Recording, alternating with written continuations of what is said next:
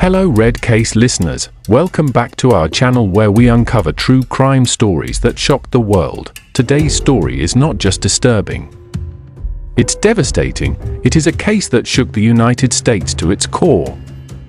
A mother, 5 young children, a bathtub, and a tragedy that raises impossible questions about mental illness, faith, and motherhood. This is the heartbreaking story of Andrea Pia Yates. A woman who, by all outward appearances, seemed to be the embodiment of devotion, a dedicated wife, a stay-at-home mom of 5, deeply religious, soft-spoken. But what was hidden beneath the surface was a storm building for years, and when it finally erupted, the consequences were unthinkable. Let's take you back to where it all began. Andrea Pia Kennedy was born on July 2, 1964, in Hallsville, Texas. She was the youngest of 5 children in a conservative Catholic household. From an early age, Andrea was described as quiet, intelligent, and shy. She excelled academically, even serving as class valedictorian at Milby High School in Houston. She later pursued a career in nursing and eventually worked as a registered nurse at the University of Texas MD Anderson Cancer Center. She was doing well professionally, but behind the scenes, Andrea was already showing early signs of mental health issues. As a teenager, she struggled with bulimia and depression, and she confessed to friends she had considered suicide multiple times, but none of that was visible to the outside world. To others, Andrea was bright, dedicated, and on a promising path, and then, in 1989, she met a man named Russell "Rusty" Yates. Their relationship would change everything. Andrea and Rusty met at the apartment complex where they both lived. Rusty was quiet and intellectual, just like Andrea. He worked as a systems engineer for NASA. They began dating, and things moved quickly. They got married on April 17, 1993. From the very beginning, their marriage was deeply rooted in conservative, religious values. Inspired by a preacher named Michael Warreniecki, the couple became increasingly focused on a strict interpretation of Christianity. They believed in living humbly and devoutly, and Andrea took this calling seriously, perhaps to an unhealthy extent. Andrea and Rusty decided that she would quit nursing and stay home to raise a large family, as they believed was God's will. They also made an unusual decision: they would live as simply as possible. For years, the growing Yates family lived in a converted school bus and later a small travel trailer.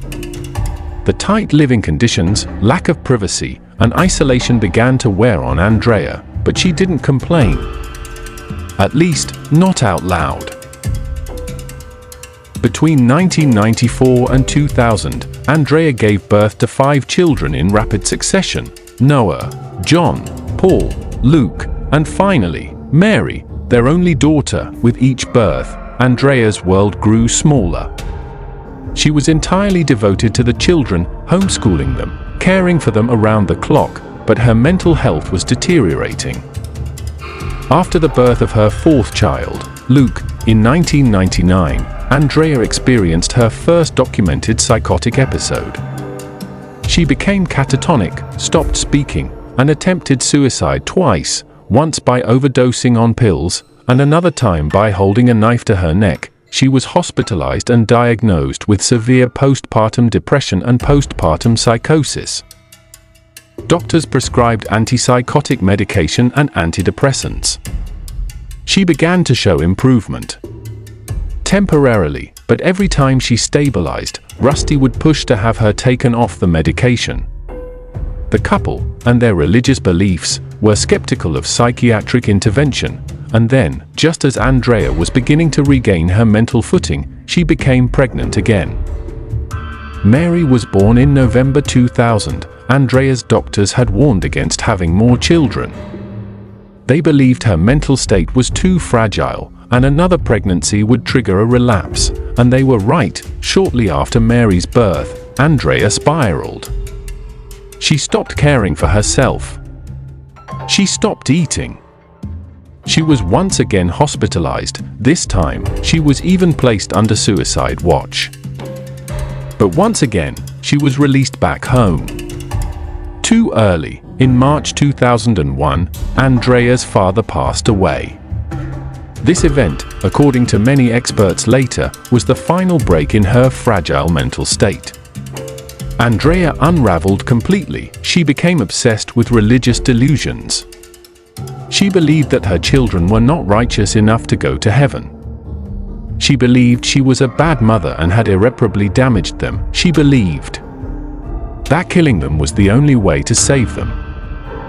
June 20th, 2001. It was a quiet morning in the Yates household. Rusty had gone to work. Andrea was home alone with her 5 children, and at 9:48 a.m., she dialed 911. What the operator heard was chilling. Andrea calmly stated that she needed police to come to her home. When asked why, she simply said, "It's serious."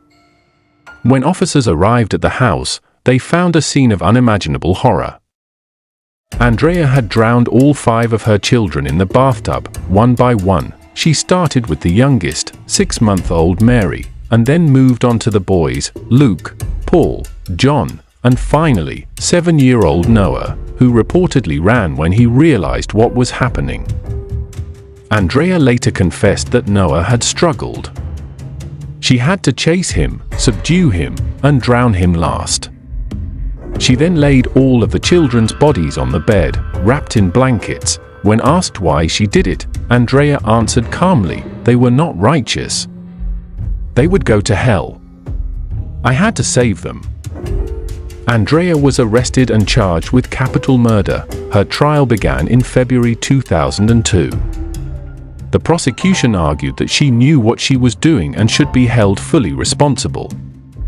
They pushed for the death penalty, but the defense presented a different picture: a woman suffering from untreated, severe postpartum psychosis, a medical condition that distorted her reality. The nation watched closely. People were outraged. Some called her evil. Others called her a victim. Mental health experts debated the extent of her illness.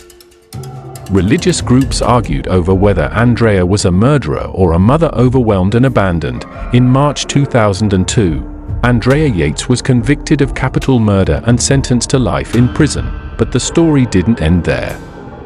In 2005, a new trial was ordered after it was revealed that a prosecution witness had given false testimony. In 2006, at her retrial, Andrea was found not guilty by reason of insanity. She was committed to the Kerrville State Hospital in Texas, where she remains to this day.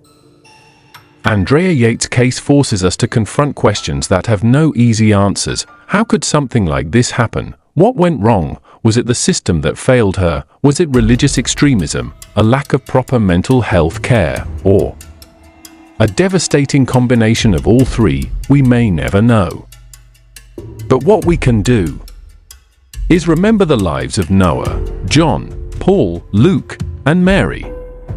5 beautiful children who never had the chance to grow up. Thank you for watching today's case on Red Case. If you found this story important, please like, subscribe, and share it with someone who needs to hear it. And let us know in the comments, what are your thoughts on this case? Until next time, stay safe, take care of each other, and always look deeper than what you see on the surface.